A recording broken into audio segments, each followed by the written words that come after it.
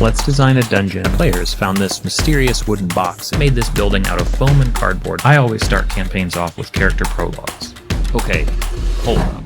Wait a second. How did nobody tell me about this? And you know what we're doing here today, so I don't even need to really get into it. I have the easy part. I just show up and say, what do you want to talk about? That's easy for me. That's perfect. Well, we're going to be doing a lot of one-shot discussion. However, we're not just going to be watching your videos about one-shots. So I don't know if you tried to prepare, if you tried to get your notes, I'm going to be surprising you because I can deal with surprises. We're DMs, right? We deal with surprises. Exactly.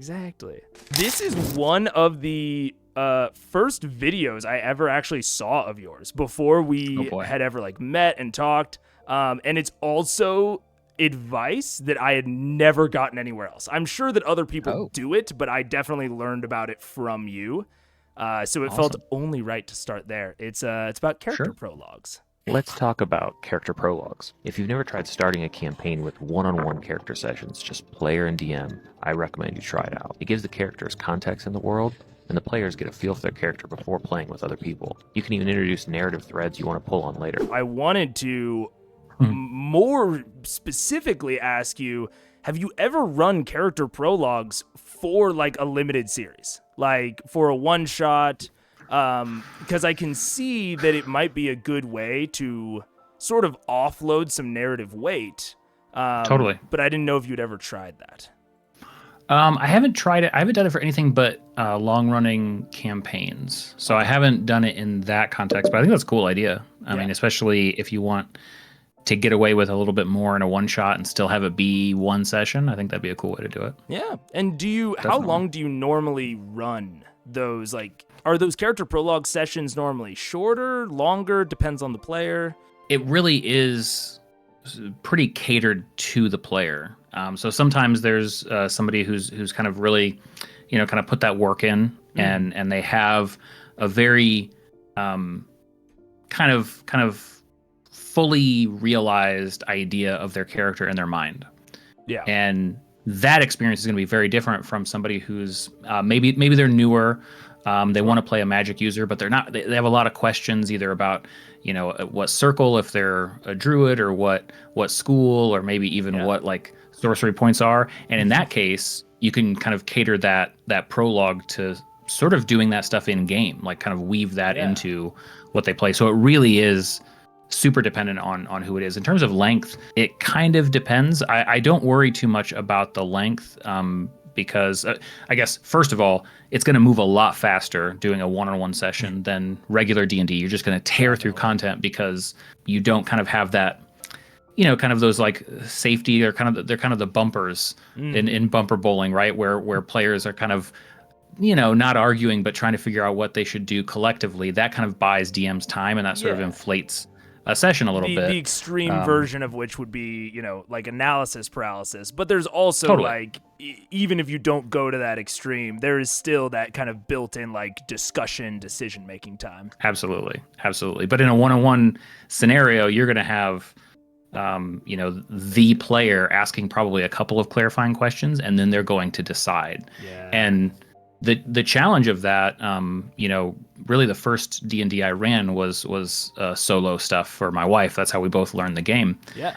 And so that was sort of the grinding of okay, I have to figure out how to run this 5e game for one person, which is a challenge. Yeah. But once you get comfortable with that, I mean, I think for a lot of players, it's such a unique experience to sort of, have that. Certainly. They call it a solo session. It could be called a duet session sometimes. Yeah. It's a really unique way to play. And in the end, if that's 45 minutes, an hour and a half, even if you're used to playing 4 to 6 hour sessions, that sort of focused. I mean, this is debatable. Your mileage may vary, but that sort of one-on-one gameplay with another person is really rare. And so even just an hour or so of that, and you'd be like, wow, that was really fun. Yeah. I am curious. Sure. One of the things that I talk a lot about in terms of prepping your character for a campaign is developing connections and relationships between yourself and other players. Do you ever do like duet, like, or like like 2-player sessions, like a small kind of subset before the campaign starts to explore those relationships? Yeah, if they're relevant, for sure. I've done that before where there's sort of a crossover because or kind of done together because these characters have that sort of pre-established character relationship. I think it's really flexible. I think the goal is the goal of prologues in my mind are sort of from a DM's perspective, it's sort of cheating, right? You could sort of leapfrog that initial awkwardness of a first session where everybody's figuring out their characters and maybe saying the voice for the first time or how they speak, and then like we're in the tavern or wherever we are and who do we talk to and what do we do. You can sort of get a lot of that out of the way in the prologue, and then come that first session you start dropping in the NPCs that everybody's already met. Everybody already kind of knows, and things can kind of get rolling a little bit smoother that way. And I can see like kind of like really heavily not necessarily shaping, but kind of directing the prologue session to all end at the same place. So maybe there's some central conflict where they're all showing up to the town square individually at the end of their prologues, and then session 1, boom, you're in the town square, they're blowing things up. And especially giving players different vibes or impressions of a location or of a character, right? Like it's a this is true in real life, right? 4 people seeing the same event will come away with different versions of that. So kind of having fun with that, and then seeing what happens in the game, and if people realize that or talk about it, can be really fun. That's super cool. Do the next one, and this is something where I found a piece of advice that you've given that I wholeheartedly agree with, just like down to my bones. But I have lived by this advice during a one-shot, and it kind of screwed me. So I want to get your perspective on that, especially since we do share this. It is about letting players run. When your players run from a fight, try not to let them see how excited you are. The first campaign I ever ran was a solo campaign. One of the mistakes I made was the first time she said she wanted to run away from a fight. It was in a cemetery. The villain was a big guy, 2 wolves on leashes, moving at her fast. I said, you can't run away. You can't do that. That's not fun. Then you're not playing. Yeah, I was new. What I should have said was, awesome. Which way do you run? Roll for initiative. Jump, roll, climb, hide. Maybe she ends up hiding in a dirt hole somewhere, stumbles into a hidden tomb. Or she poses as a member of a grieving family in the cemetery. The point is, when your players run, let them. And not just because you can deliver a chase scene and keep it satisfying as an encounter. Let them because they're giving you the best possible gift, a recurring villain. Do you know how hard it is to make recurring villains a thing in D&D? Everybody gets killed. If your players want to hand you a villain, let them. So, when it comes to the really tight pace of a limited series, maybe not just a one-shot, but 2, 3, whatever. Yeah. When it comes to that super tight pace, how do you marry that kind of this video very much advocates for a lot of player agency. Totally. But that can really derail things, which I love in a campaign where the pacing internally matters, but you can always just do things later. So how do you structure that? That's a good question. I'm trying to think of some scenarios. I guess the first thing that comes to mind is that it really comes down to how you plan. Something I've been thinking a lot about lately is that part of the planning for D&D is really complicated, right? Because there's so many dynamics at play, and we all kind of approach things differently. And depending on, what inspires you or gets you started with D&D, you can, some people, it's like you can spend your whole time coming up with names because that's what you never can think of on the spot. Yeah. What definitely. I have been finding myself thinking about in regards to encounter design, bosses. I think a good way to simplify this is like, imagine you give your players a portal or player, right? Okay. It doesn't really matter where to, but if you put a portal in front of your player or players in whatever situation, we have guesses as to what they're going to do with it. You know, maybe they'll throw something through, maybe they'll jump through, maybe they won't. Yeah. And part of what I've been challenging myself to do lately as a DM is to make sure that when those sorts of, it's not exactly a binary decision, but those sorts of like they're in or they're out. Yeah. I have sort of a fun idea in mind if it's yes, or if it's no, or if it's something in between and weird. Yeah. And I think that's a little bit of what it is, even in the case of planning for solo play. It's more dramatic, but it's also sometimes easier to riff off of one person's ideas about what their character is doing than 4 or 5 or 6 or however many you have. So sometimes that improv can be easier. Yeah.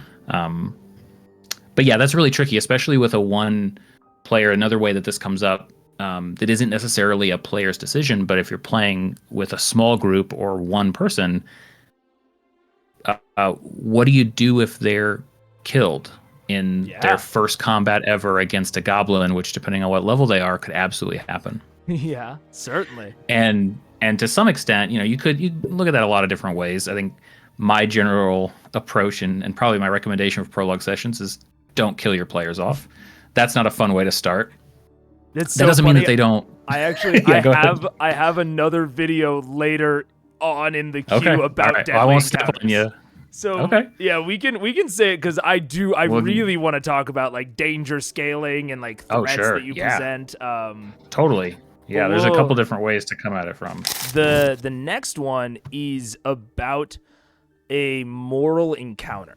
Here's another encounter design for you. Let's give your players a moral dilemma. The players have traveled up the mountains to the mines, and they have business with the dwarven town there. But out front, they notice a thief hanging in a cage near the entrance. Apparently, these dwarves take thievery seriously. The penalty is to waste away in the hot sun. The thief begs for help. Send the dwarven chief out. I can convince him to free me. I'm going to die out here. Send the chief. Maybe your players don't care about this guy's fate. Maybe their blood runs cold as ice. Or maybe your players have stolen once or twice or a lot of times and they feel for the guy. Maybe they can convince the dwarves to reconsider. That will be tough. Or, what happened with my group, they decide to bust him out themselves. After picking the lock and approaching the thief, his form explodes into a ball of fire and smoke, hitting everyone in range of the cage. Turns out the thief escaped days ago. He left behind an illusion and a trap for the dwarven chief to find. All that's left behind is parchment, a sarcastic note for the owners of the mine, and a veiled threat if they ever set foot in his hometown, and a hidden message for any rogues in the group. Maybe tracking this thief down is worthwhile after all. So,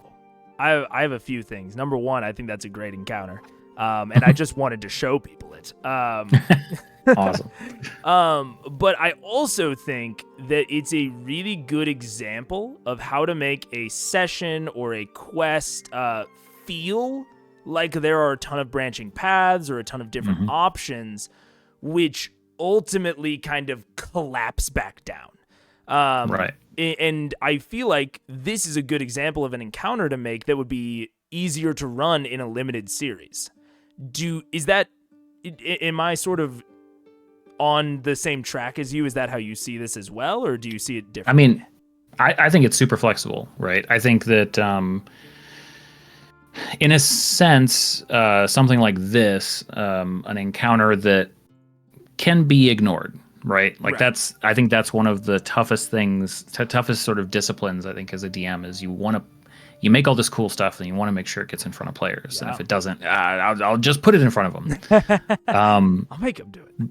Right. But I think a lot of the magic happens where a player's like, okay, I mean, I could do this. And then they think, oh, I'll do this. And then when they're 3 or 4 steps down that line and then it opens up, then it all, I think that's when it all feels real. Mm-hmm. So I think it could work in either case because this could be the encounter of this session, right? This could be a lot more sort of in the way, or it could just be placed like in the context of the campaign where this happened. It was just at the entrance to a dwarven mine. Mm-hmm. They didn't have to do anything, right? Which would have been interesting too, because then, other stuff could happen. But I think it could go either way. So at the bottom of the note is the Thieves' Cant bit, which I love. Yeah. I think that's a fantastic small addition. And it foreshadows and it hints out to more quests, more options. Yep. do you try to limit those in your one-shots? Do you try and keep the same tone as a campaign where you're constantly like, I feel like in a campaign, I'm constantly dropping hints, I'm foreshadowing, I'm talking about things that are happening elsewhere because it makes the world feel bigger and alive. Do you artificially limit that within the scope of a one-shot so that they don't get distracted, or do you keep it to make the world still feel living? I think that in a one-shot, those hooks may be present, or those kind of clues or hints at the larger world. But I don't think that they would, like, if I was running a one-shot and this particular moral encounter was not sort of one of the sort of acts of that one-shot, I wouldn't put it in. Okay. Just to not have that distraction. Just have it streamlined, That's right, yeah. But at the same time, one-shots are, a couple of my campaigns have begun because a one-shot went well and people wanted to keep exploring the game. So I think have a lot of fun if you're doing a one-shot, especially for people who've never played or you're, pulling a group together. I think it's a lot more fun to sort of anchor a one-shot in my world or in whatever the game world is. Sure. Even if only I know all of these things are there, because I think it makes it that much more rewarding to follow through with it if a game does come out of it. Totally. Okay, this next one. So this is going to be sort of a two-parter. So okay, we're going to watch one video and then kind of keep it in the back of our brains. Okay. And then watch another one. I use D&D Beyond to manage my games, and it took me entirely too long to figure out this one simple thing. So I use it to run one-shots for my players, usually when we don't have a full group. Here's one called Dink's Got a Plan. It's a goblin heist one-shot, or Everyone Dies in the Swamp. That sort of explains itself. When I run these, I create a themed set of characters for players to choose from. But in D&D Beyond, handing over a character makes it that player's character. It's gone. You can get it back from them, but it's always complicated. So now, I always duplicate my characters first, before I put them into a one-shot campaign. That way, I always have the character to reuse however I want. It saves me a lot of time, and lets me create a lot more, I have a lot of characters in D&D Beyond. Try planning your D&D sessions from the center out. Start with the interactions your players can have, and then fit them into the world. That's how I designed a recent session I ran. I have 4 players, and they were set to steal something from an auction house. My halfling bard has a bit of a romance with a dwarven politician. I'll make sure she's invited. My tiefling rogue definitely wants to sneak and break into rooms he shouldn't be in, so plenty of security and tricky doors. My warforged barbarian would love to see exotic weapons and armor sets, so some of those will be up for auction. And for the human sorcerer, let's say a strange magical aura surrounds the building. Maybe something really exotic, and magic items on auction, of course. I still have a lot of planning to do, but this helps me frame out the ideas. It's a good place to start. So, something that I always keep in the back of my head, and something that I think is really important for me and for my style as a DM, is what I call dramatic targeting. Like I really try not to, like, I never want to punish a player. That's not what I mean by targeting. But if a player hasn't gotten a chance to maybe feel cool or use certain features in a while, I will design certain encounters for them to specifically use that feature. Totally. Which it sounds very similar to that second video that we watched. And so I was watching these and thinking about these in that context and in the context of a one-shot. And something that I thought about is, do you, for one-shots, build these themed characters for them to choose from to make that planning aspect easier? Of, like, you can plan out all of these characters ahead of time, and so you already know that they will have interesting things within the rest of your quest that you've thought up. I think that, I think the 2 examples that I gave in that video, one was like a goblin-based one, the other one was a swamp kind of biome. And it's sort of, I think, creating the characters in a way that's easy for the players to pick up the sheet. If it's in person, I'll actually fill out a sheet. If it's D&D Beyond is an option, I guess, either way, if people are comfortable using their phones or whatever. Sure. And I think that it's the first step in making the one shot more efficient, because I know that I've created a lot more characters than most of my players. Yeah. And I know that I can run through the process and get something that's 80 or 90% of the way to what most people are going to have fun with. Yeah. Doesn't mean that I'm going to like necessarily choose spells or things like that. Sometimes that's appropriate, sometimes that's not. Okay. But I know that I can hand over a character, and then if they say, hey, can I add XYZ? I'm like, sure, go for it. Because that's not going to divert much from what's there. Yeah. And it's so much easier to modify an existing character sheet than to start one from scratch. As good as the builders are, and D&D Beyond and elsewhere, it's just time getting eaten away that people could be playing. So setting it up both to save time and also to create something that's thematically appropriate. Mm-hmm. If we're doing a one shot that's in the context of a magic school, then I'm going to both, pick character kind of art and names and classes that are all diverse but still magic oriented, which if you've got 4 or 5 players and maybe they've played a couple times before, but they all need to set up a magic character, you might be giving people a big sort of problem to solve before anybody even of like is playing a game, so that they don't create the same ones. I see what you're saying. That's right. Yep. But I can create a diverse group where it's like, okay, they could even be a couple of the same class, but I've chosen subclasses that make them feel different. So everybody's got something that feels theirs. Yeah.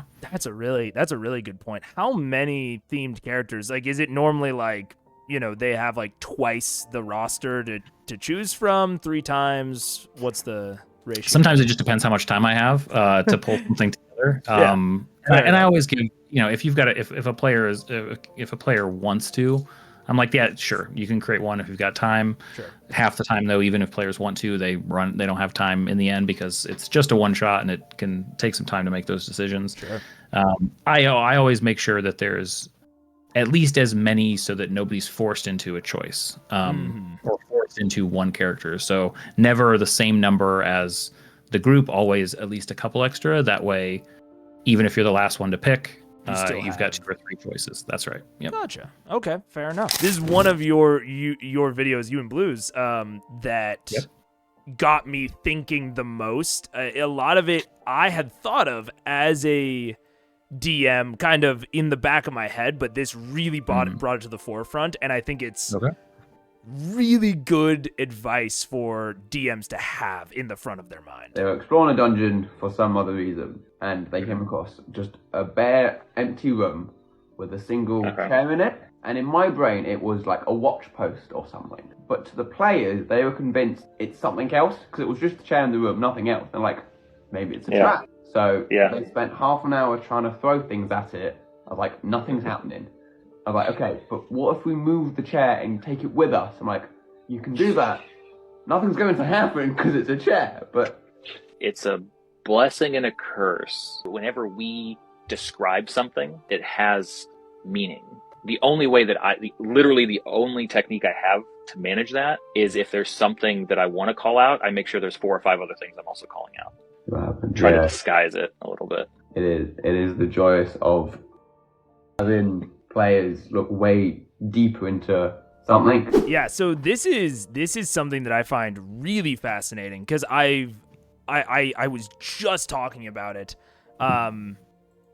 during one of my other streams of this idea, and this is a technique that I've heard a lot of essentially hiding the important things within non-important things. But that technique kind of leads to wasting a lot of time. Especially, and like that waste of time is okay because normally it's building out the environment, it's building out the world, it's okay. But in the context of a one-shot or a limited series, that is much less okay to just waste random time. do you have, so let's say that your players are in the chair scenario. They're just hucking shit at the chair. Yep. Do you have any particular technique to break them out of that? To say, like, do you just like, because this is something I've done before during a campaign, not even a one shot, of just leaning across the screen and being like, hey guys, let's level for a second. It's a chair. There's nothing going on here. Like, can we just move on? Do you have any particular techniques? So in a one shot, it's definitely all about those levers to sort of motivate things forward. You kind of mentioned at one point that one shots and limited stuff can feel a little bit more on rails, and that's true because you can be a real terrible player sitting down for a one shot and going, oh, that's interesting, I go north. That's about the only time that I am like, the first thing I'm doing is now, okay, we're all at a table playing a game, what are you doing, right? Like that's when I'll come out of character for sure. But assuming it's not that, and it's something like what you're saying, like kind of obsessing over small something details. Like that. I think that the tools that you always have at your disposal, when I'm going back to that kind of, let's assume it's like a 3-arc or a three arc or 3-act one shot. Sure. Every one of those kind of steps forward, within, if you have act 1, that itself is kind of could be subdivided into 3 parts at the beginning, in the middle, and the end. And there's going to be a player motivation to go forward, a player action to go forward. There should always be a non-player sort of push forward. If we're hitting that time block, if we're hitting an hour, I have already thought of like, okay, if this happens for some reason, if they get hung up, if they get caught there, I know what will force them to move forward, right?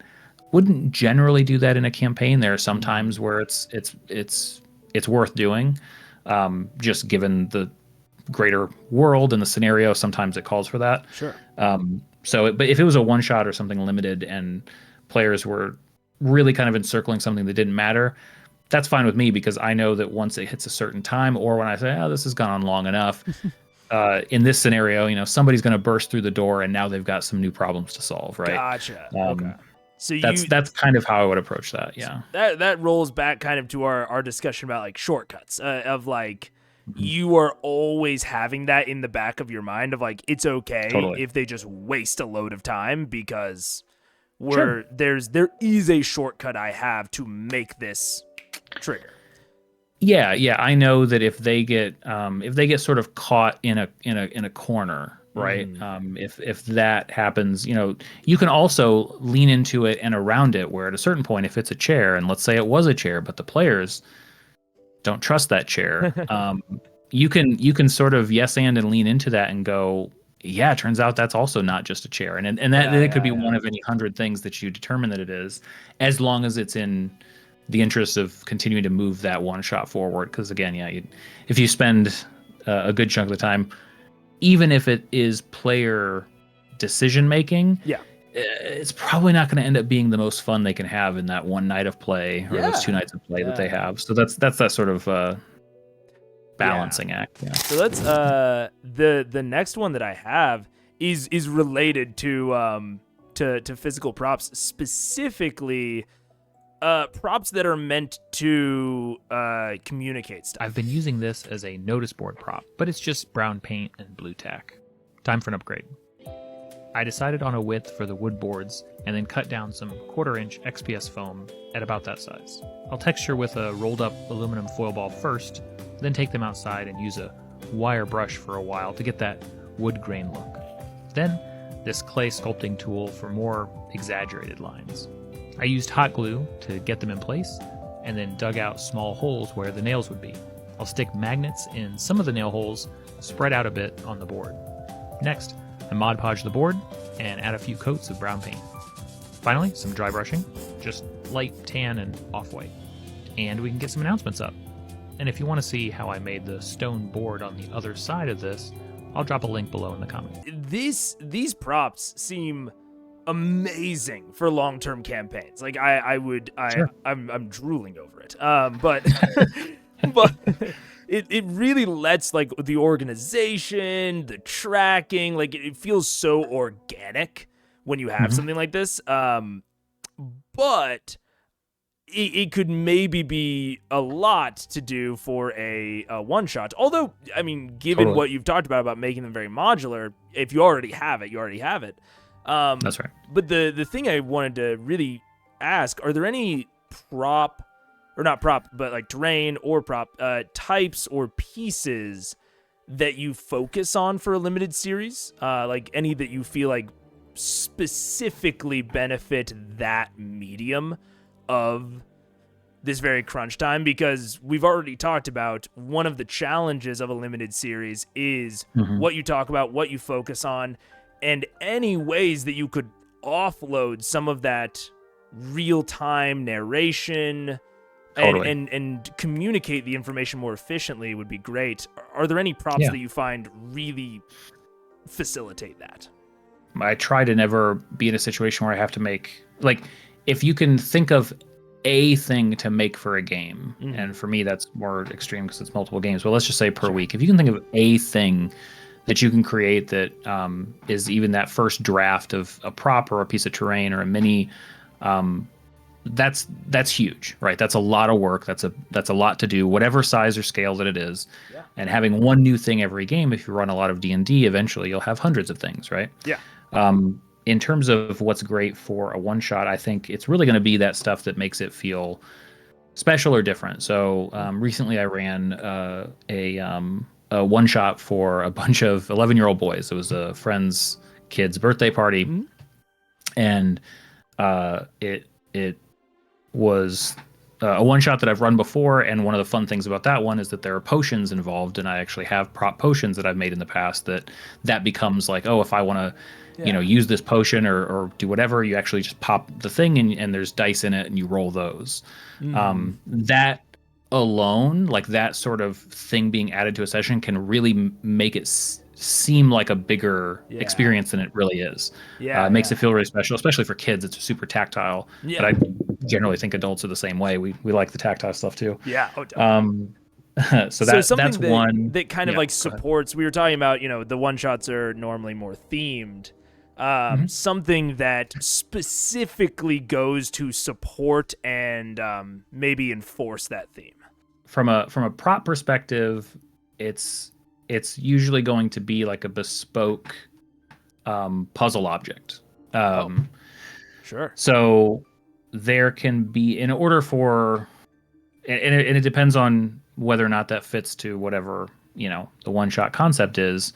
But if you have an idea for some sort of a puzzle or some sort of a thing that can be solved, maybe it's a bunch of stone pieces that when arranged in a certain way will prompt them to, that's what they need to finish. Well, you could be handing those out throughout the course of the one shot that could really reinforce, like, okay, are these investigators? Are they trying to find clues that lead to a killer? Like, you can have those things all kind of lead up to that, and that can both give a sense of what it reinforces, and you can use it for long-term stuff too. All this stuff translates over, but what it can really translate, or what it can really help with, is giving the players kind of anchors them to the time frame as well. Like if you, I'm just making this up, but if for some reason there was an old, we make a prop that is some kind of old clockwork timepiece. Which would be a cool thing to make anyway. If the players are investigating, their dead bodies, and they loot them and they find a couple of these pieces, and they're like, oh, this one is it's like sliced like a pie. Like this is the 12 and this is the 3. Yeah. Implicitly, along with it being fun, like even adults, they'll be like, oh, I get to put this thing together and see what it amounts to. Well, you just got 2 out of 12. Right. So there's almost like a status indicator that like nobody's talking about the timing or the whatever, but they go, oh, okay, I now know, let's hurry up. Or when, and you'll see players do that without you having to say a thing. Players will start motivating each other because they'll be like, listen, guys, we've only got, down to 6 o'clock on this thing. We got to find the rest. Let's keep really going. Cool. Yeah. And that can really help. And that's something that I'm thinking about so much is, again, going back to the chair conversation of what you describe matters, and like what you give verbal time to.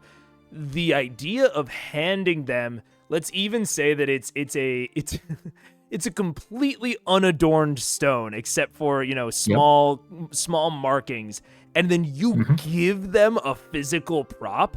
Suddenly that like instantly clicks in their mind of the player now knows, oh, this stone is really important, because not only are we finding it, we're giving it verbal time, but Ryan made it.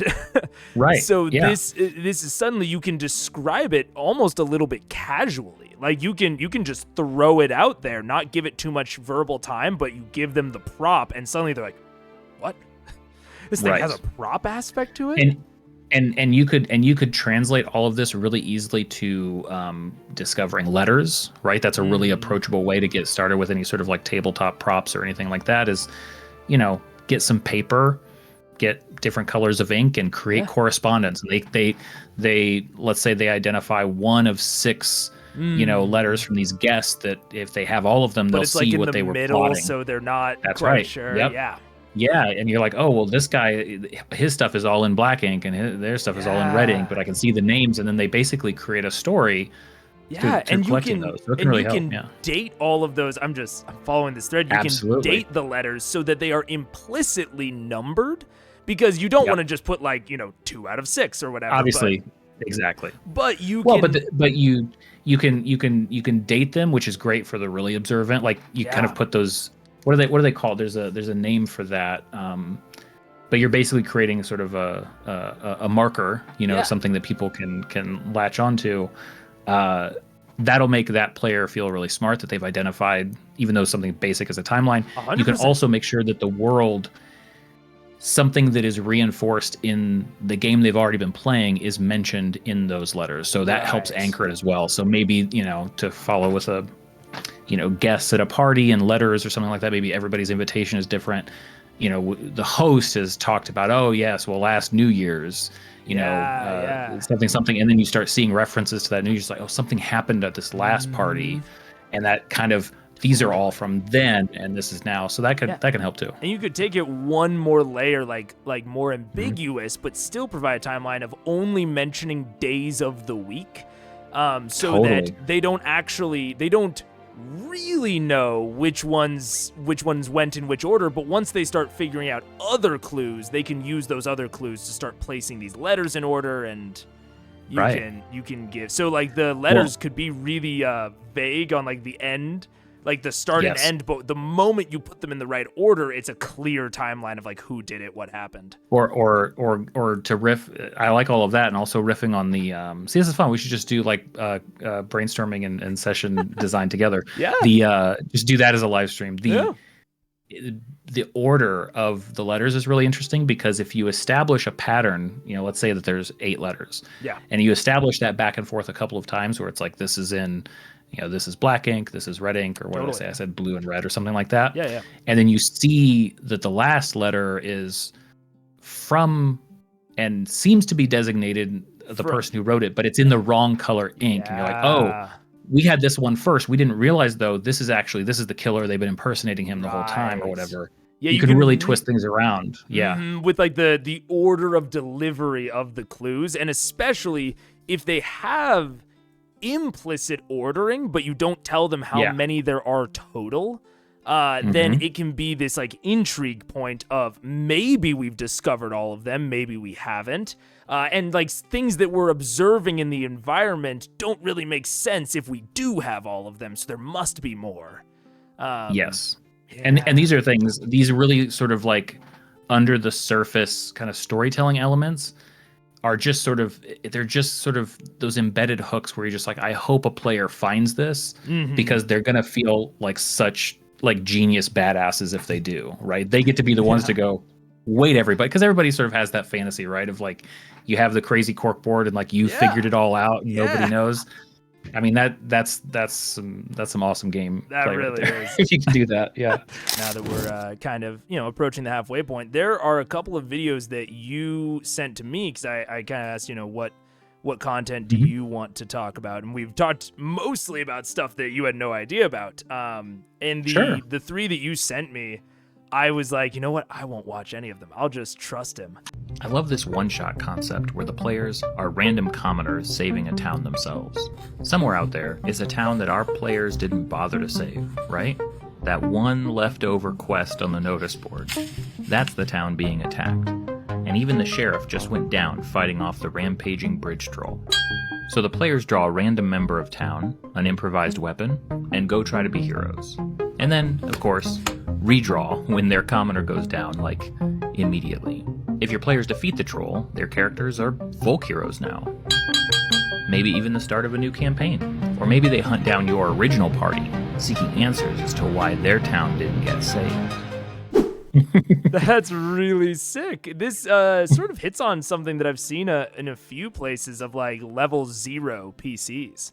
Yeah, I've run this a handful of times, and I think the most popular version of this idea is it DDC? Their like funnel gameplay. It's like a prominent part of their gameplay. I think I said that right. I'm not familiar with it, but people in the comments went crazy saying, "Hey, this is just like this other game system." I'm like, that's awesome. Cool. It's great when different people have similar and awesome ideas. Yeah. Maybe DCC, Dungeon Crawl Classics. That's who it is. Yeah, I've run it myself, not knowing that there's a bunch of modules out there that apparently support this, which I think is great. So that's a place to go to unearth, I think, things like this. But that level 0 experience, really for people brand new to the game, it kind of acts as like a board game. You know, it's super approachable. It's super easy to understand. There's not a whole lot of math or really even hard decisions to make, so it's super approachable. So I've run it as multiple. It's always a one shot when I do it. It hasn't yet kicked off a campaign of mine. Yeah. But you know, you never know. Yeah, it really reminds me of like a Zombicide type experience. I don't know if you've played that board game. But it's in that same vein, right? It's that kind of experience for sure. I am thinking about like how that sounds really, I guess, unique to balance and most specifically to pace. So when we talk about that 3-act structure, the puzzle, the the social, the combat. How do you see this sort of situation? Because it sounds like it's starting off at the moment of crisis. Do you have particular structures that come to mind for that exploration pillar, the puzzle pillar, and that social? Yep. Yeah. So in this case, having run this a few times, I sort of expanded on it in different cases. But to give like a basic overview of how you take something like this and extend it, obviously, or maybe this isn't obvious, so I'll say this because maybe it's not obvious, but the bridge troll is not typically like a real bridge troll, right? Commoners taking rakes and shovels and attacking a bridge troll is probably going to take longer than anybody actually wants to spend fighting and playing this. The point is definitely more of a highlight reel and seeing, commoners get clobbered and just their shoes remain, and it's the fun of that sort of play. And then you just sort of have that sort of large wiggle room of like, okay, this is about when the bridge troll is going to go down. The tide starts to turn. Once that happens, the way that I twisted this one the last time that I ran it was at that point it became clear, kind of halfway through the combat, it became clear that there was something enchanted around the bridge troll's neck. It wasn't naturally occurring here. Something was sort of pulling it to this location. There was something going on. Gotcha. And so there was a little bit of a puzzle for them to solve when the commoners then sort of pieced this together on their own and sort of solved it. It instantly transported them. I think it was, what did I do? I think it was the, what's it called? The astral plane. Oh, sure. And so now this group of farmers and whoever they were, transported outside of basically a ramshackle farm floating out in the astral plane, and the person who had enchanted the bridge troll was trying to basically create a conduit back to the material plane. He'd been doing this for a really long time. It was this real twisted sort of very alchemist. Yeah. And so the role playing, and they did their puzzle, they had their combat, obviously, and in that case, the players got to choose: do you let him come back? Do you allow this person to follow the path back? And that was just kind of going back to that like moral quandary in a one shot. It'd be interesting either way, right? Whatever they decide to do, you could say there are no consequences, but of course in my games it's like, oh no, these things happen. this is now a thing. And then they got to pick whether the person came back with them or not, and then of course they teleported back to see what became of the town. And do you just run all of their ability scores as like 10s, or do you, because if you're Pretty only much. having There's some wild cards in the mix, like I'll allow say 10% of all the ones, because I run it as like you're literally drawing from a deck and like, oh, this is who I'm playing now. So I'll allow some percentage of the commoners to have little boosts, but they're going to be minor +1s and be like, oh, that one's a little bit more dexterous, that one's a little bit stronger. That's cool. Just to sort of mix it up. So then it's just sort of straight D20 rolls otherwise. Exactly. It's all D20 rolls. It's not hard to hit the bridge troll, but in some cases you have to be creative about, are you going to throw the glass bottle? Or are you going to run up with a some kind of gardening instrument? And that's just really about the crazy scenes that can be created, with that. So simple the better. Well, and it sounds like an amazing way to introduce new players to the system. I mean, we just talked about how 5e is more accessible than a lot of systems. And I think one of the reasons for that is them really simplifying the riders, simplifying the +1s, 3s, whatever, to just ability, proficiency, that's it. And then leaving everything else up to advantage and disadvantage. But even advantage and disadvantage for someone who has never played a TTRPG before can be a little weird. Just getting rid of all of the riders, getting rid of all the proficiencies and everything, and then introducing them in 10% of here's a +1. And it's like, oh, there can be pluses. Okay, like just that like introduction can be really interesting.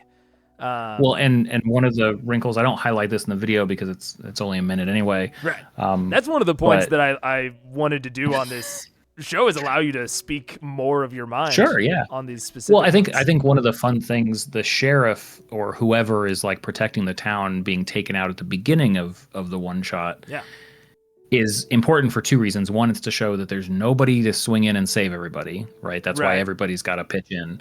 Yeah. But two, everything that guy was carrying is now sitting on the ground in front of the bridge troll. So those I usually make, that's an actual like magic sword, that's a real shield. Like this stuff becomes like, it's almost a dog pile, like everybody's gonna run for one of those things. And I usually limit it so it's like they're commoners. It's like you could have the sword or the shield or the quiver. You can't manage all of them, right? So it's like, which one of those are you gonna grab?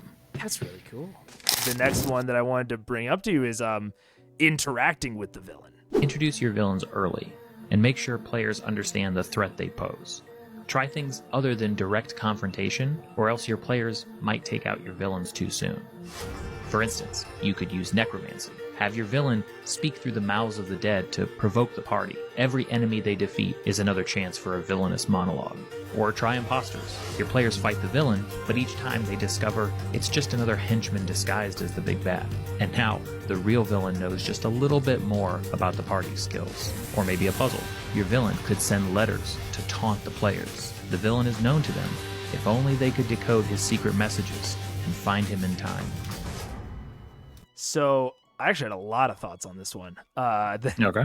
That I wrote down. This is maybe one of the biggest blocks of notes. One of the kind of overarching things here is that the villain is sort of, or I guess, how do you feel about villains singling out the party? Because in a campaign setting, I generally shy away from it. It feels a bit too chosen one for my taste. Absolutely. Yep. But within the context of a limited series, of a one-shot, I can see that being incredibly efficient. You talked about a lot of different ways to have villains interact with the party. Do you think that there are any that are especially or specifically good for a one-shot limited series? I think that the way to have villains, I'll do it again. I'll break it up into three acts. I think that I agree with you that it would not make sense right out of the gate for the villains to acknowledge it all. I think that the way to make the impending end of, whether it's a limited series campaign or a multi-year campaign, the way to make that villain conflict seem to grow over time is that for that first sort of arc of the campaign is the players trying to figure out what is going on, right? They need to get the lay of the land, how much they need to be primarily learning about the villain. The villain does not care about them at all. I think that's the first arc, because why would they? They're nothing. And usually through a combination of either, players that kind of stumbling their way into it or on purpose, they begin to social or puzzle. Find their way. Yeah, they begin to find their way into opposition with the villain in some form or another. I think that second arc is when the villain will begin to take notice, but not again on the characters, but on the impact that they're having on the world in a way that the villain is not happy. So it's not so much in that second arc or that second chapter where there's anything even necessarily directed at them, but just in general towards, we need to deal with this force of people. And I think it's in that third act of the campaign when it becomes personal. And this is now where, depending on the villain, their flaws show. Now it becomes almost as much about proving these, do-gooders or adventurers or whatever wrong as accomplishing what they are. And now these things are sort of at the same level. And I think that sort of progress makes it feel like the characters are having a bigger impact as they go and becoming like, hey, if you're such a big deal that the villain knows who you are, you're clearly, you've made it, somewhere in the world. So that's, and I think on a shorter term, especially in a one-shot setting. Right, yeah. I was about to say, how can you efficiently, like, let's talk about, if you zoom that way down. Build that up,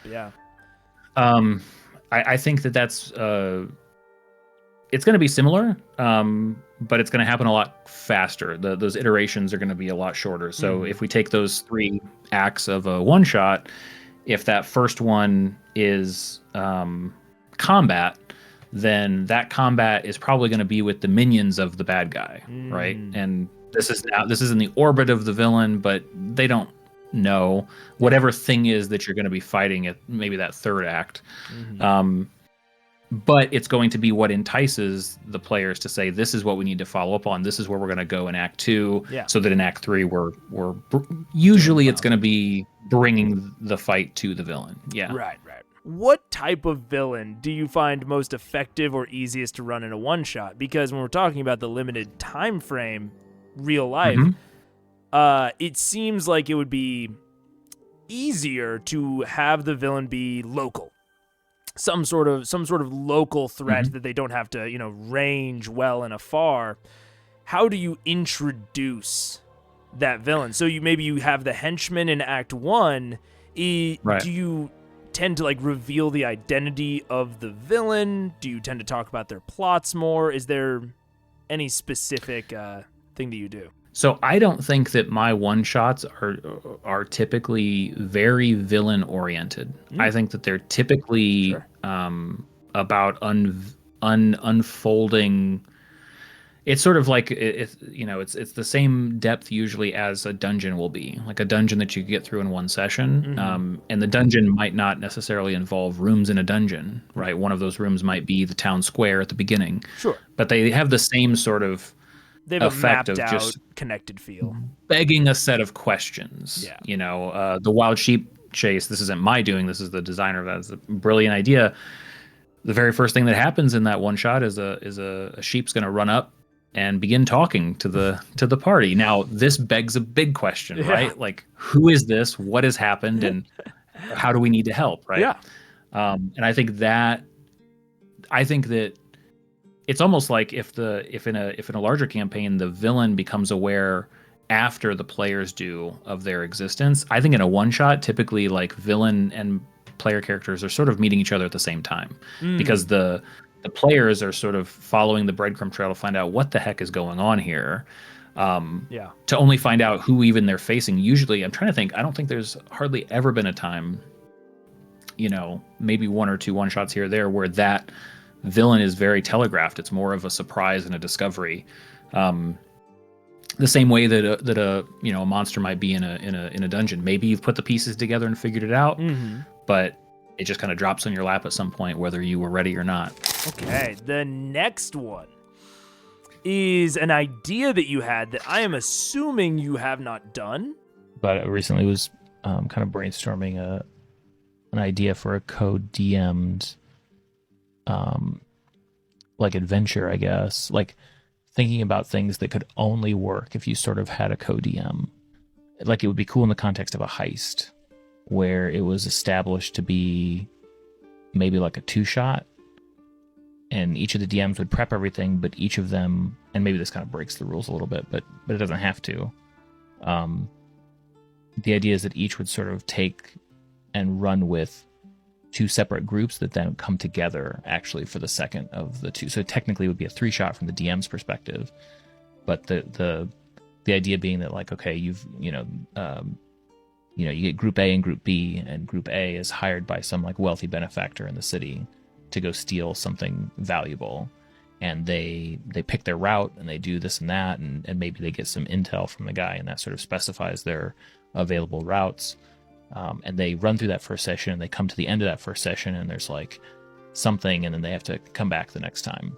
And then the Group B is basically, maybe contacted slightly differently, but effectively it's by the same source, because why would the, rich whomever that wants this thing stolen, why would they only go with one team? They're going to throw a couple teams at it and try to be clever about it. And then, so that Group B plays, and then the other DM would sort of run that.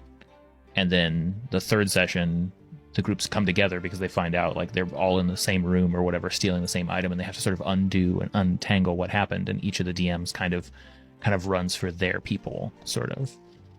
Maybe that would be madness and not work. But I mean, if each group was like, say, 3 people was Team A and 3 people are Team B, then when it comes together, it's a group of 6. Like that's manageable, right? And lots of interesting like play for the DMs, even where like maybe there's certain things that they share information on and other things that they don't. That might be taking it too far, but like it'd be cool as an option. But it'd be interesting to try to make content like adventures that are like, this is for 2 DMs, and sort of take that concept of a DM and sort of like add some more gameplay to it, where it's like a DM versus a DM almost a little bit, or like maybe not versus, but like collaborating in a similar sense, where like they have a little bit of information and then they don't have a little bit of information, or maybe some of those things between them is sort of left up to a die roll or something. Like I think there's something there that could be kind of cool to experiment with. So, do you have any updated feelings or opinions on this concept of co-DMing? Because I thought it's something I've thought about before independently, and I didn't know if your super cool idea. I think I like it more than I did hearing me describe it. I haven't listened to that in a while. Yeah. I think it'd be now. I think now the way I think about it is different. Where it'd be interesting as an option, right? It'd be interesting to because what we're looking at, or what I was talking about, was effectively 2 different one-shots. Yeah. With an optional second one that pulls it all together. And that could be really cool. Yeah. To try to both coordinate that. I mean, it'd be really difficult to coordinate that with probably most groups and things like that, but it'd be interesting in certain settings, right? Like if game stores run sort of like marathon games, or even at conventions and things like that. It's like that could be a really, like, if going into it that this is going to be going to be a different type of game with different layers. Yeah, that could be a really unique experience to kind of use D&D to power that, for sure. And do you think, talking about the narrative setup of that, of like combining these things and working with other DMs on this one shot. I mean, I think I generally feel the same, that it might not work for a long running campaign. Do you think so? We've talked about a lot of this narrative structure, and I think one of the things that you just hit on is really interesting to me when I think about one shots, of how do you provide an option for it to be a complete package with an optional add-on package. That's, I think, something that movies struggle with like sequels. Sure. Like, how do you have any thoughts on like, how would you structure that? If we're looking at these three act arcs, how do you essentially stop during the middle of arc 2 and have that be satisfying? Because I think that can also go into the shortcuts and everything. Yeah, it could. And I think it's definitely an interesting like writing and game design problem, right? I think that's what I like the most about it is both it's 2 things, right? One, this like interweaving sort of structure that requires a lot of coordination between different people, which is always hard. But it's also a heist, which is like, that's like one of those like pinnacles of like, man, you know, heists are really difficult. Like running a good one, but everybody wants to experience one. Like, who doesn't want to be in a heist?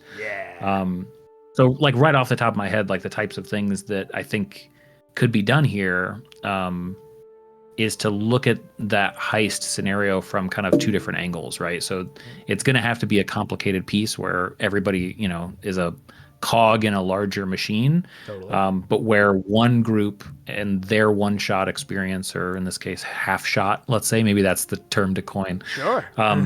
In that experience, it's more of the recon and sort of the front of house heist, whereas the other group, it's a little bit more, you know, they're the getaway, and maybe they're a set of distractions and things that, you know, they've also got a piece as well to play. So maybe there's a way that there's kind of two heists that can go on, even if they don't all come together. Like there should be probably a final act that is typically played. I mean, the more that I think about this, is it may be hardest to do if it is multiple one shots in a convention setting or in a game store or even just a large group setting.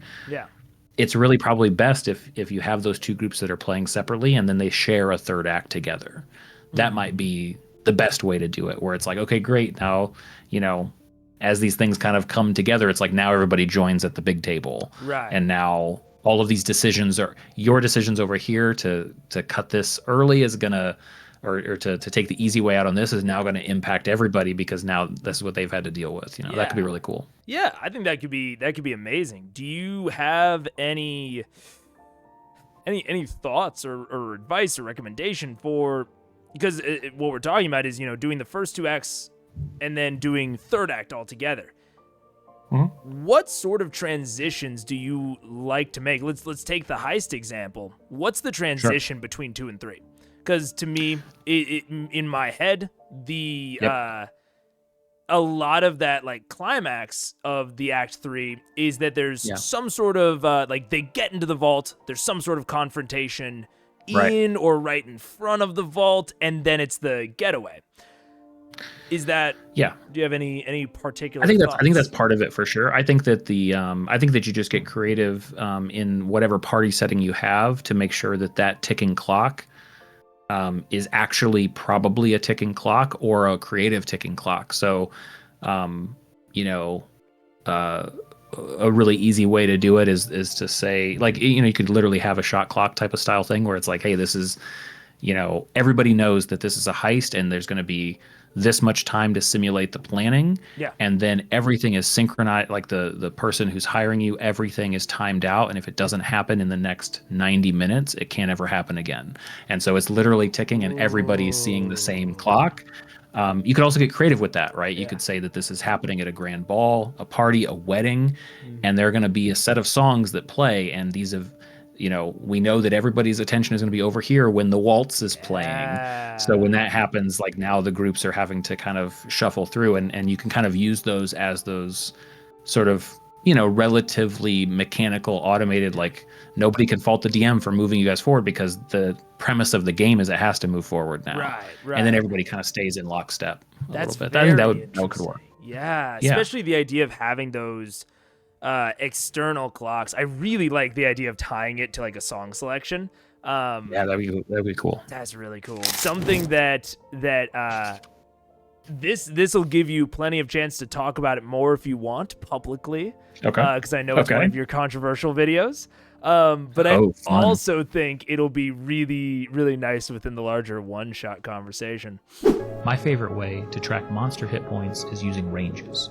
For example, a bugbear is 5d8 plus 5, but as a range, that's 10 to 45. Under 10 points of damage, the bugbear cannot go down.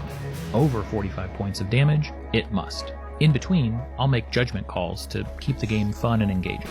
If someone pulls off a particularly impressive hit, even if it only bumps into that range, I can make the call and take the monster down right there. Or, if the combat is a bit too easy and needs an adjustment on the fly, I can lean on the higher end of those hit point ranges to keep the fight fun. It's important to tweak the game while it's happening. Nobody's perfect, and neither is our session prep. Just don't tell my players. Obviously, I know that you talked about that post was controversial within certain circles, or that rule. Do you have? I have my own thoughts and things I want to ask you about. But do you have any clarifiers or things you want to clarify with it? I mean, I guess just because it came last, I would say that the piece there at the end about not telling my players is a joke. Oh, yeah. My players can obviously find out by watching this video. It's definitely not a secret to them. I'm sure that all of your players follow your TikTok. Yeah, I doubt that it's of course, a secret. yeah. Well, no, I mean it's one of those things that if it was truly something I didn't want my players to know, I wouldn't put it on the internet. Yeah. That was more just like a cheeky way to finish it. But Yeah, no, I'm curious what you think, and I can Sure. explain it as we go. I wanted to use this as sort of a jumping off point to talk about balancing one-shots. And this is something that we very minorly hit on with the Indiana Jones consequences discussion. Yep. When you are going into a one-shot, do you typically lean more on dice randomness since it doesn't impact like the long-term campaign, or less on the dice randomness since you need to keep them on like a tighter track of story? Like you don't want it to be too randomly long or randomly short, or is it neither? Is there no kind of difference in how much you lean there? So there's and I think the answer is both, and I think the complexity lies in kind of what we were talking about earlier about player agency, of course, the random nature of the dice, yes, but these things all live in a very complicated tension, and I think it's something that you can only understand, I think, once you've run enough of the game and kind of seen it from the side of the screen where, yes, dice and hit percentages and whittling down HP is determined by dice. It could go either which way. Yeah. Also, there's a point at which, as a DM, you know which way it's going. Every time. Yeah. And I don't know what that point in time is, and we can't predict that. No. But I know at a certain point whether the battle is won or lost. In a particular, in a micro sense, not in a macro. Anything can happen. The more variables, the more. But if there's a player fighting a villain or a monster, at a certain point, I know which way it's gonna be. Just the math. 9 the times math out of 10 is kind of dictating that. Yeah. You don't maybe know how many resources they might use. Like there's a lot of things that could impact it, but you know this is the way the fight is going.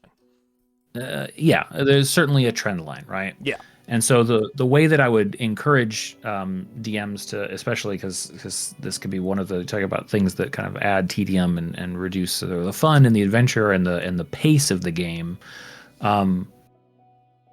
There are times when it's dramatic and interesting to say, like we said earlier, hey, this guy has 2 hit points left. Yeah. Ooh, this is interesting. Ooh. There's also times when this character has 2 hit points left, and it's like, okay, so another round. Yeah. Here oh my we God, go, they missed around 3 again. attacks, and he only has 2 HP. Oh my God, just hit him once. That's right. And I think so. I think even in this very specific little window of time, I think there are still going to be people. I would call it probably like there's a purist sensibility, or like we have to always trust the dice. That's fine and good. Sure. And I don't want to speak ill of the dice, but I also think it's completely acceptable to be able to catch, okay, this is happening and there's 2 points left and this player just did this and that was awesome. It's dead. It does help with the pace, as long as, like I say in the video, it's within that range. Let's put it a little bit higher, just to I think maybe drive the point home of kind of what you're talking about with this range is. Let's say maybe it's not 2, but let's say they're level 3s, level 4s. Yep. On their hits, a level 3 or a level 4 is doing anywhere between like 4 damage and like 12 damage, and that ranges. So let's say that the monster has like 8 HP. Very reasonable that they could kill that in one hit. Also, very possible that they could not. And if they've been, let's say they've missed a few times over a round, it's just right. it's just a slog at this point. No one wants to be in this combat anymore. And they do 5 HP and it has 8. Yep. Maybe you just chop it off. You just say, okay, we're not going through another potentially 2-3 rounds of combat to save this HP.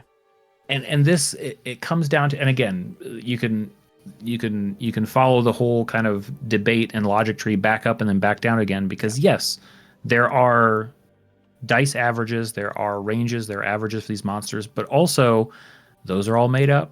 Mm-hmm. Also, the DM determines which ones to use and how many to use. Also, the DM determines whether to actually roll that HP or to use an average or to use the low end of the range or the high end of the range.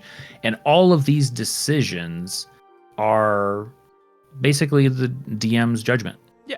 And ultimately the game itself is resting on the DM's judgment.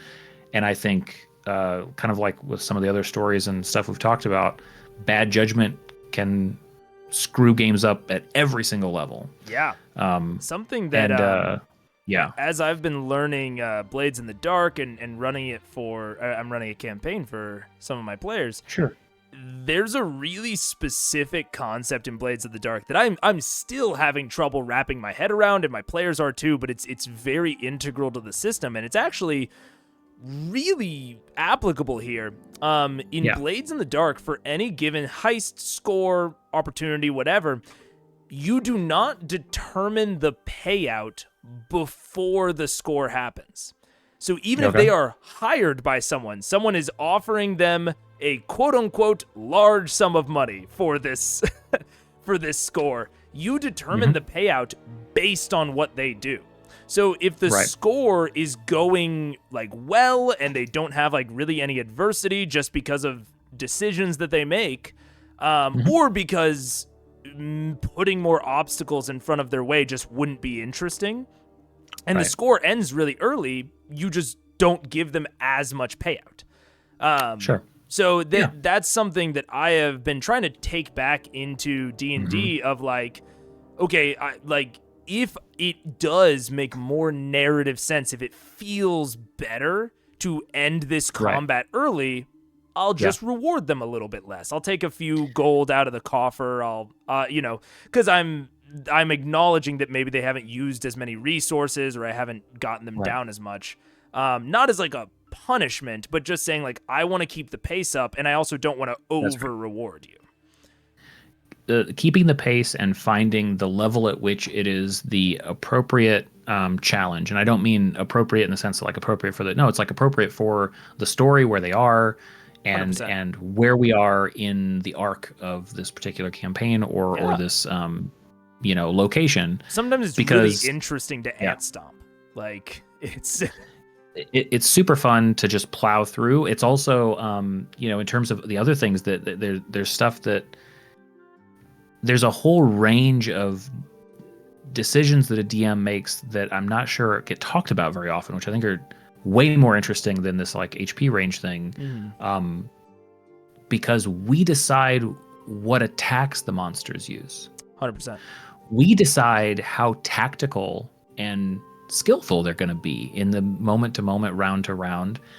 And also we decide implicitly by either prepping or not prepping and thinking through all the things that probably those, enemies would have, right? They'd have contingency plans. They'd have all these backup plans. Yeah. We didn't think through all of that every time. No. And exactly what you said, whether they call reinforcements or whether they run away, it is effectively already on us as DMs to try to basically encourage as much fun and challenge, whatever that means for our table, as we possibly can. Yeah.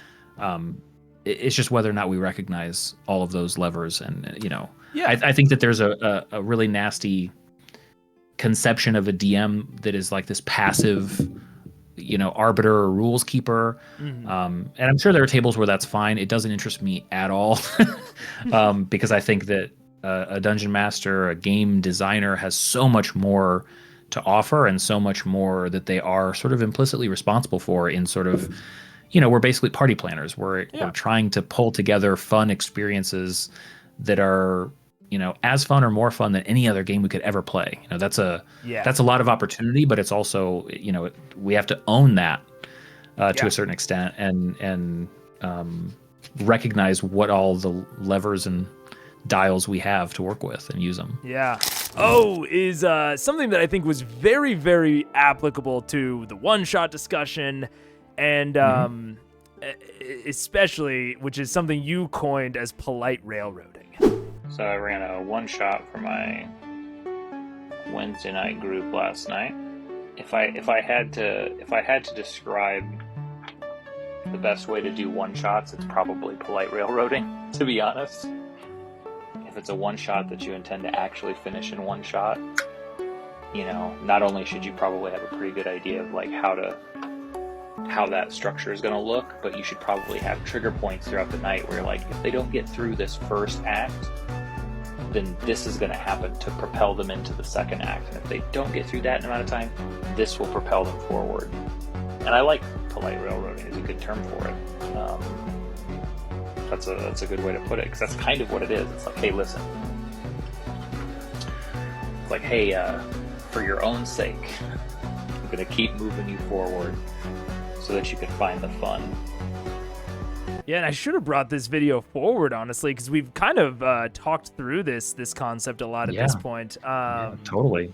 But that works. That's a good thing to do. Yeah. So these trigger points, these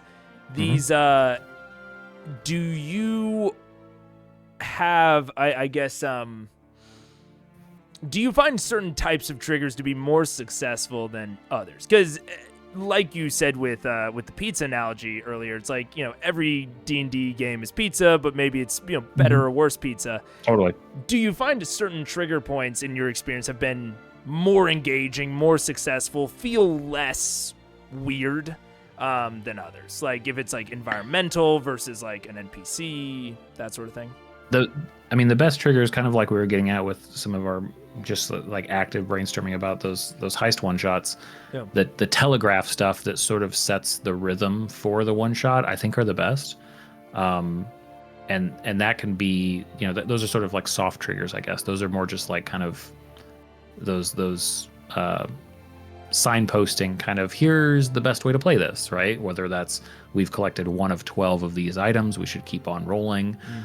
Maybe there's a rising water level thing, the ship is sinking, right? Yeah. That indicates it as well, where it's like, how many decks has it come up? Okay, we better keep moving. Right.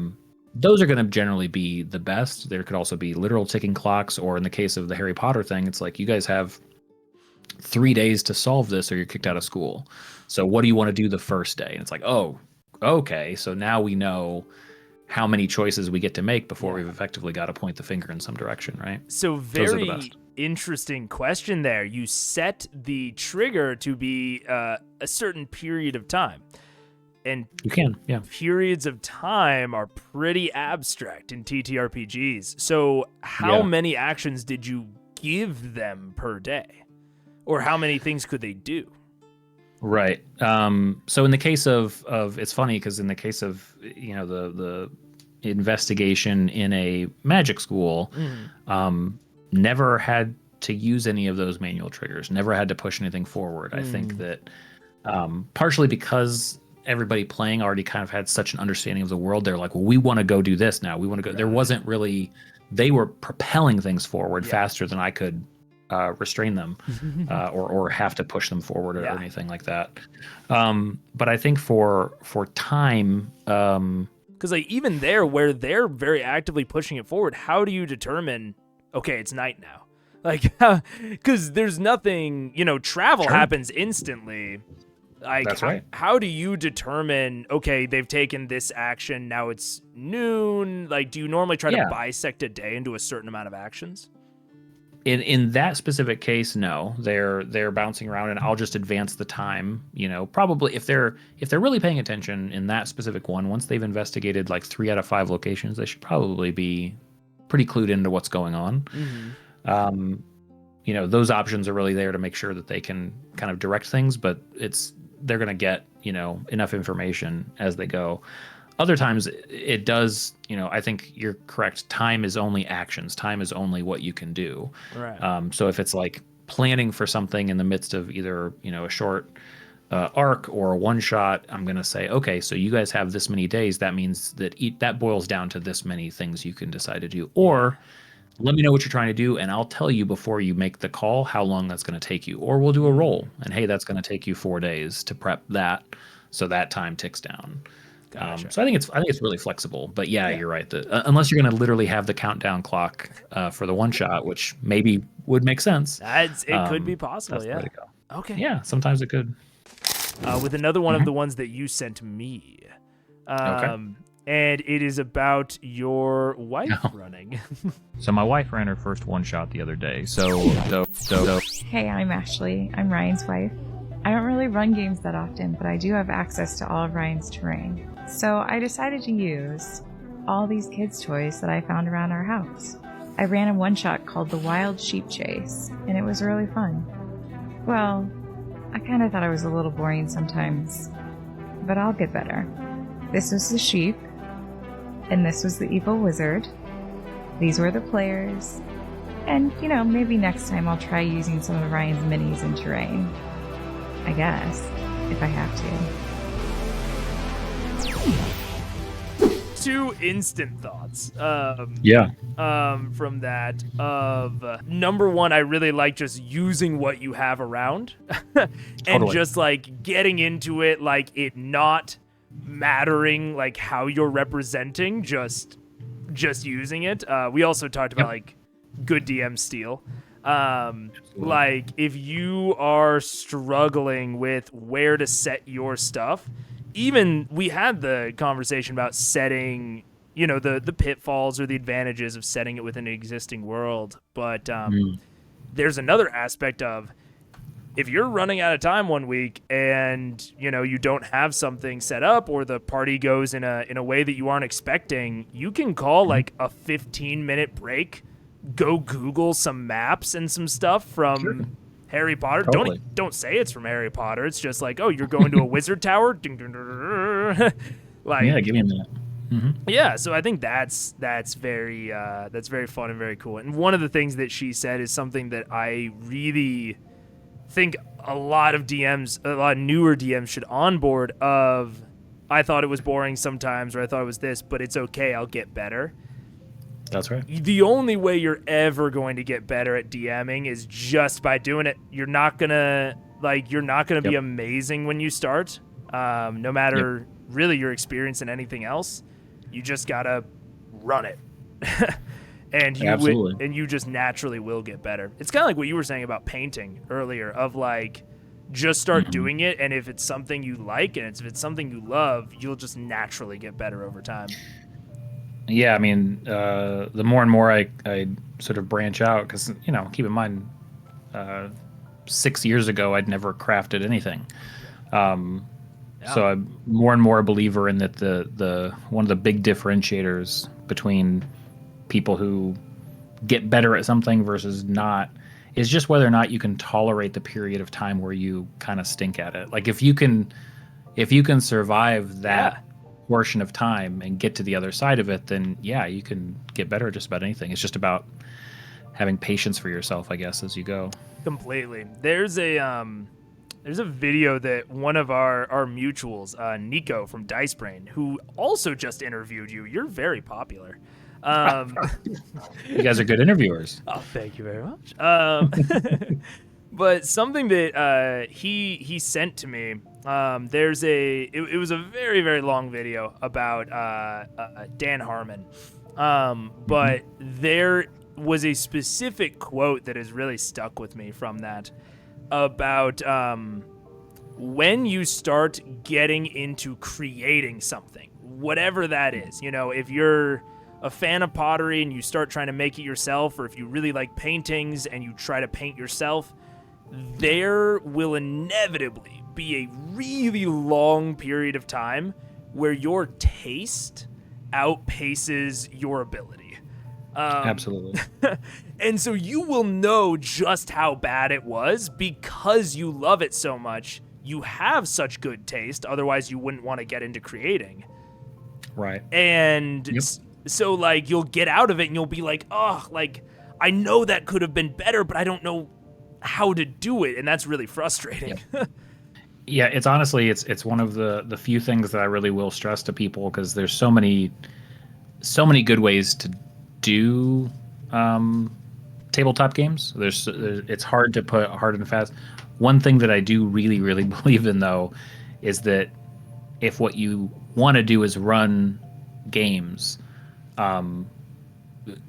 you really have to limit your world building and just get yourself to the table and start running the game. I think that it makes all the sense in the world that people that want to run games would also love all the world building stuff. But, you know, I think, man, like just speaking firsthand, there's so much of the world building that just never sees the table at all. It is for us. It is fun. Yeah. But I've seen it.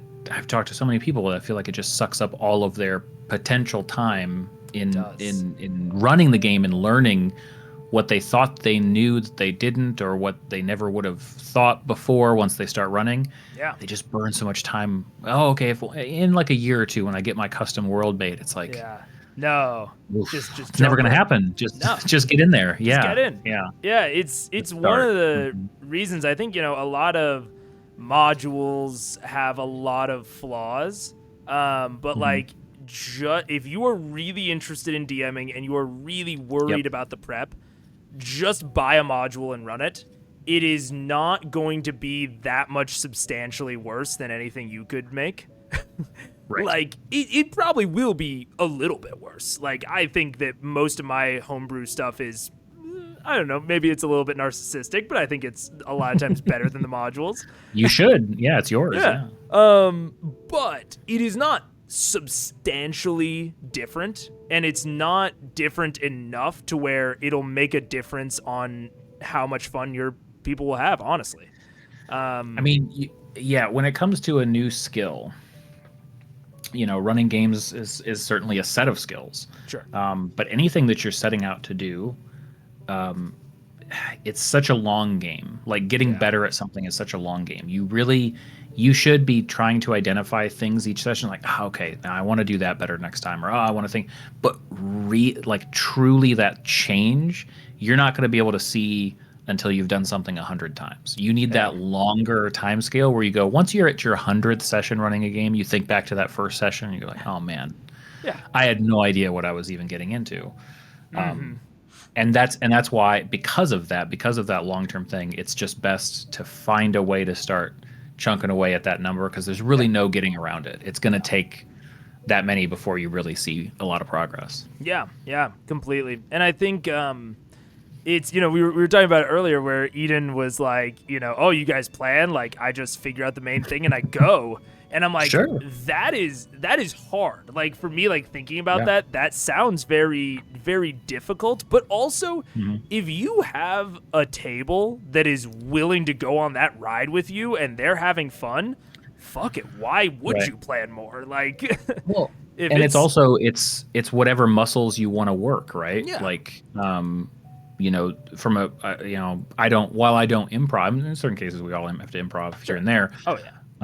But I only try to plan like a week out, right? That's kind of grueling, depending on how busy your life is and your schedule, and like and being able to be kind of that quick with it.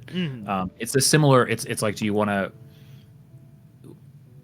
think about how you want to be DMing long term, and then start kind of forcing yourself to work that muscle? Like, if you want to be an improv DM, absolutely you can get there. Just start putting yourself in those spots over and over and over and over again, and you're going to get really good at it. Oh, 100%. Absolutely. Yeah. No, I couldn't agree. This next one is one that I picked out, and it is about action-oriented monsters. I'm not sure anything has transformed my perspective on tabletop game design quite like Matt Colville's video on action-oriented monsters. In fact, I've been a little nervous about making this video just because I don't want to do it a disservice. In short, imagine that monsters had more interesting things to do than attack, like a goblin boss that can command his minions to attack, or an ankeg that pulls a player down into its tunnel. I'm a big fan of Matt and MCDM and all their work, but if I'm honest, I've been most looking forward to their monster book, Flea Mortals. Flipping through the pages is kind of like rediscovering D&D monsters. I like how the undead section groups zombies and ghosts together, because they're usually going to be used in the same session, and this way DMs have to flip around through fewer pages. This book has like 9 different types of goblins, and a shambling pile to go with the shambling mound. I've only scratched the surface of this book, and it's already a part of my weekly session prep. You have not had this book for the majority of your DMing career. How do you go about, for people that don't have this book, maybe don't want sure. it? Yeah. You made me want it. But how would you? Obviously, this idea of more interesting monsters and more narratively satisfying monsters has been on your mind with things like HP ranges. How have you gone about? Is it just that you homebrew features for them? Do you bake things into the environment? How do you go about making your monsters more interesting? So, the first thing that you have to do, I think, this is essential for me, is you have to begin, however you prefer, if it's paper notebooks, digital notes, you have to begin sort of your own monster codex. At some point, if what you want to be doing is crafting monsters, unique stuff, you got to start a record of that stuff.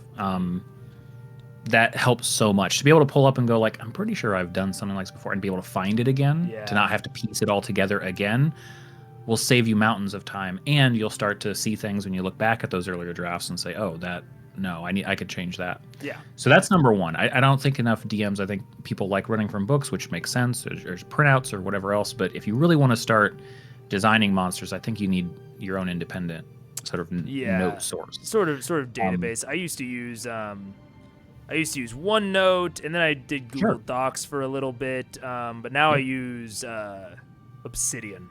Great. Yep. Yeah, which I find to be very useful. But I totally agree. Yeah, getting it for any aspect. If you're making any manner of homebrew, it's even I talk about like the floating stuff.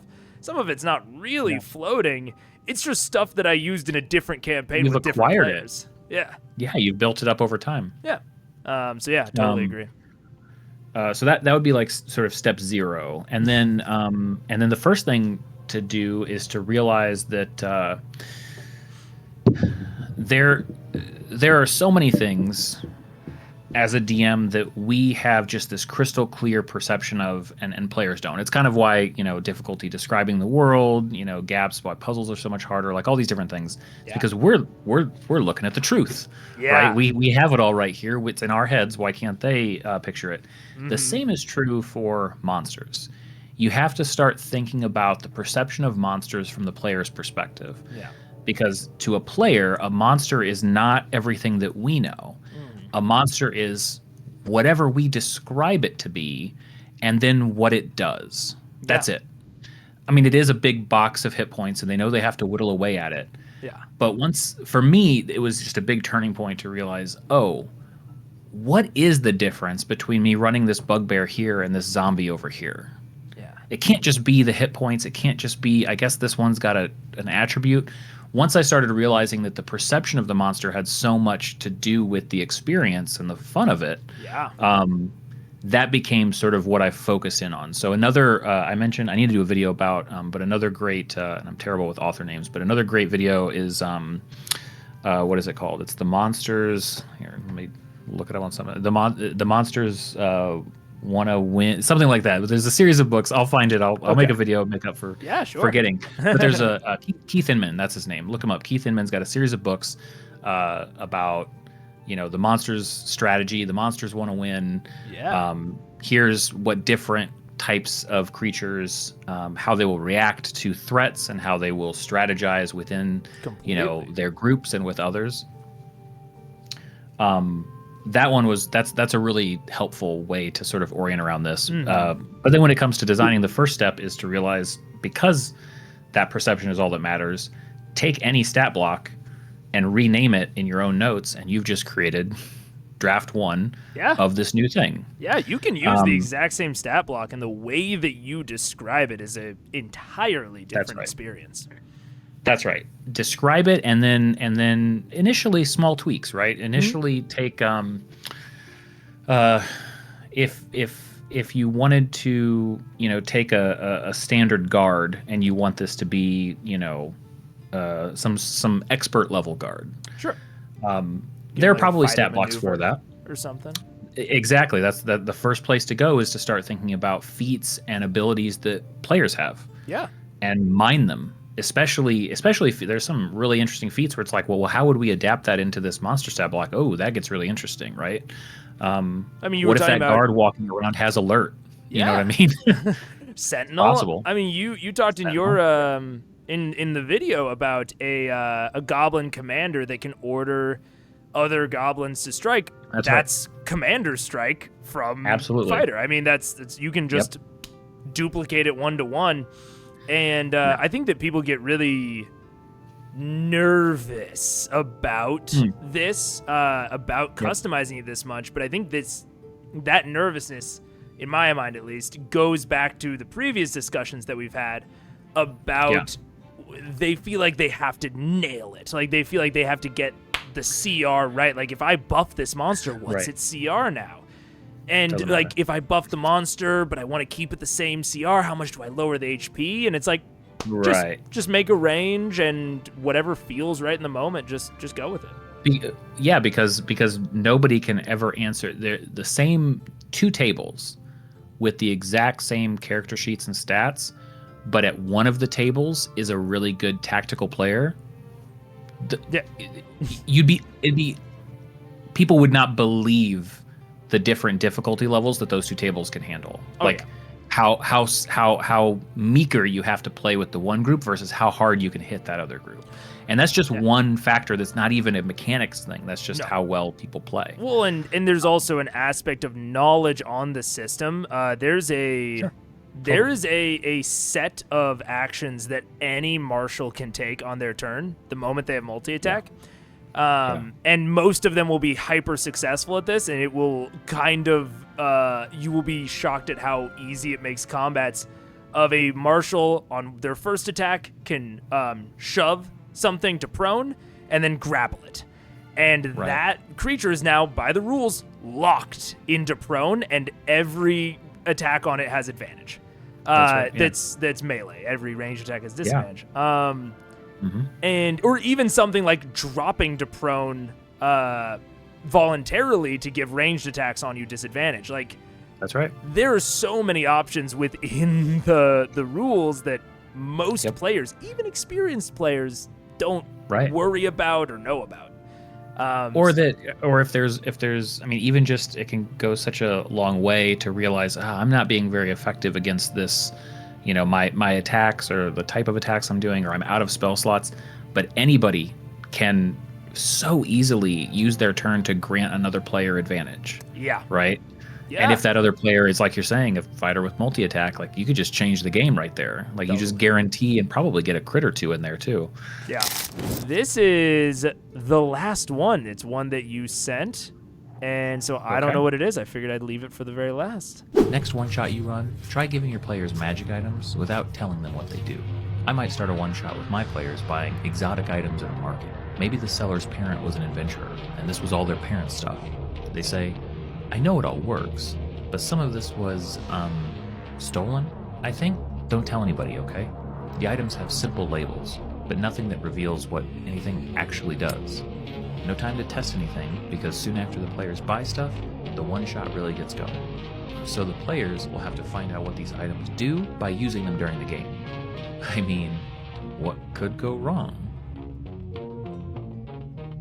That's great. I mean, this applies really strongly to one-shots. It also doesn't have to be magic items. It could be new features where they get blessed by some cleric, but as the cleric is explaining what it does, he gets shot in the head.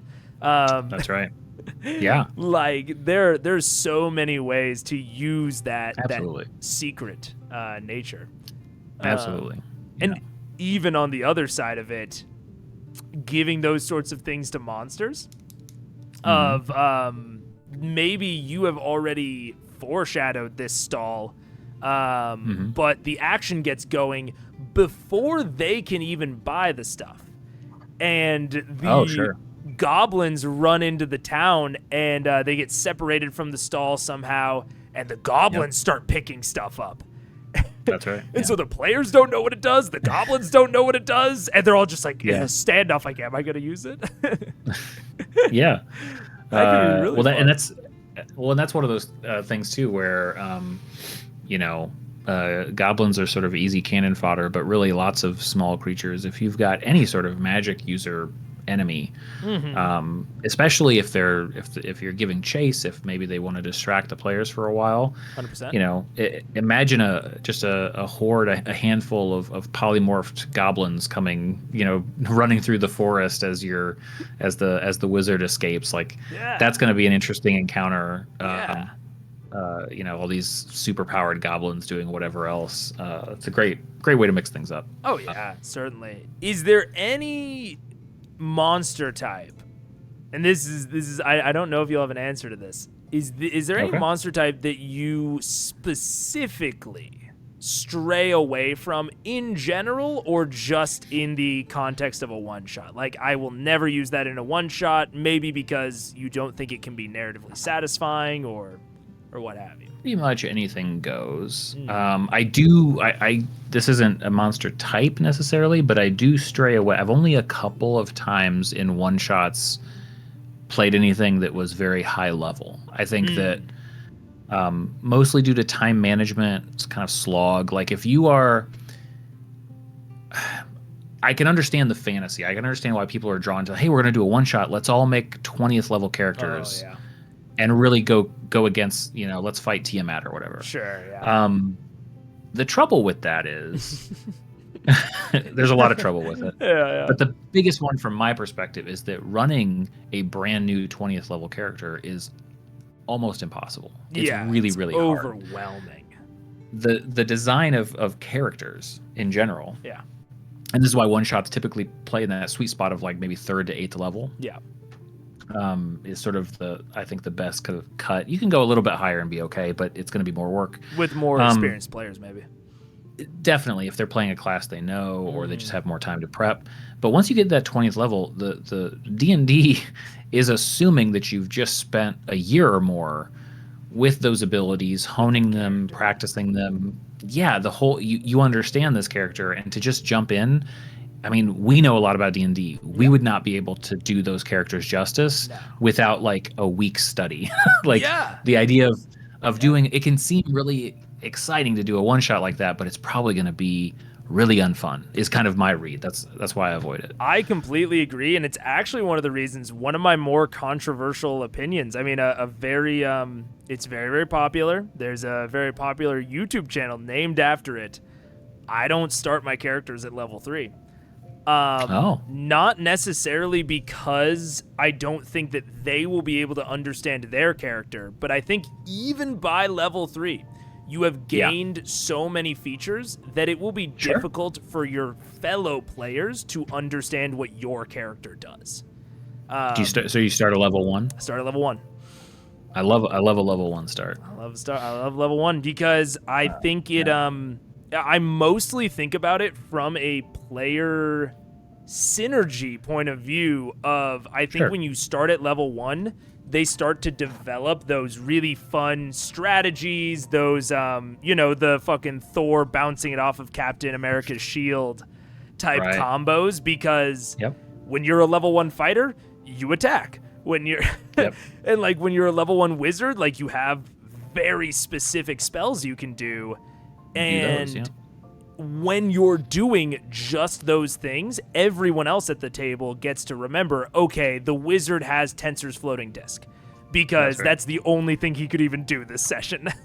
And so that like gets ingrained into their mind when they're thinking about puzzles, obstacles, challenges in the future of, oh, right, wizard, you have Tensor's floating disc, because that's in my head. So, I think that problem just gets exacerbated the higher and higher and higher level you go.